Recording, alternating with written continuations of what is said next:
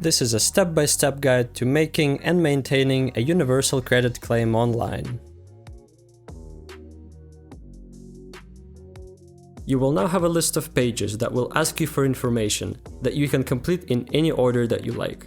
Information is saved after each page, so if you need to stop for any reason, you can return to where you left off at any moment. Your claim for universal credit, however, will not be finished until you have completed your to-do list and declared that the information is correct. You will be asked information on savings, earnings, other benefits, health, your living situation, other people living in your household, and your bank account details. Your journal keeps a history of all the actions that you have done on your account. Each time you complete a to-do action, you can then see it in the journal, and you will be notified that you can move on to your next action. When you have completed all your actions, you can check everything again and make sure that all of your information is correct. After you are done checking, click the "Confirm your details are correct" link.